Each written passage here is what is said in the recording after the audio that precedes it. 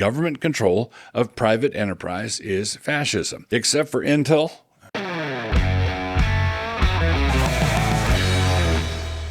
So welcome to Clown World, where the clowns, despite our continued admonishments, continue to cavort and do their thing. I've been having such a good time watching all the different things that are tumbling out of the Trump administration. Trump's recent move with regard to Intel and stock ownership, the United States owning stock in Intel, comes as something of a relief. It gives me something to complain about. It gives me something to a little kibitzing here, maybe more than a little bit. One of the things that conservatives fall into is they sometimes forget the principle that principles matter and not just whose ox is being gored.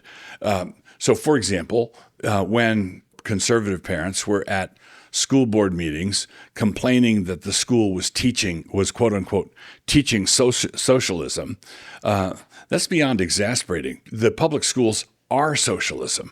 It's not that they're teaching socialism. It's socialism applied to education. Now, if you have a socialist system of education that is teaching free market economics, what you've got is a little fundamental contradiction there. So it's really weird that American conservatives object to a socialist institution teaching socialism.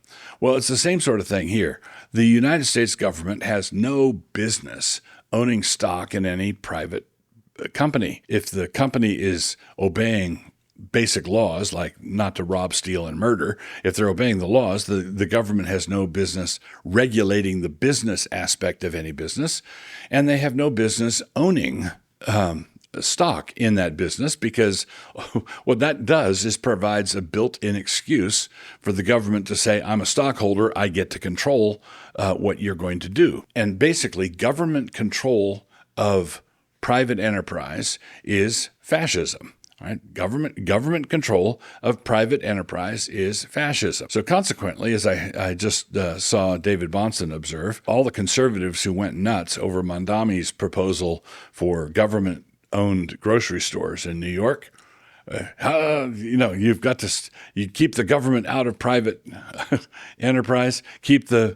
government out of the free market, except for Intel. And now, one other thing is that Trump is not a politician dabbling in business. He's a businessman who sort of took a header into politics, and he's enough of a businessman that he might be able to get the United States to own stock in Intel, and he might sell it all in 6 months and turn a nice little profit and be able to point to it and say, see, success story. Whether or not Trump can pull it off as a businessman doesn't keep it from being a really, really bad idea. Bad idea. Don't do it. Don't go there. Because President Trump, the next guy, you might be a shrewd businessman. The next guy who does it, you having paved the way, is going to be a business acumen idiot. And it's not going to go well.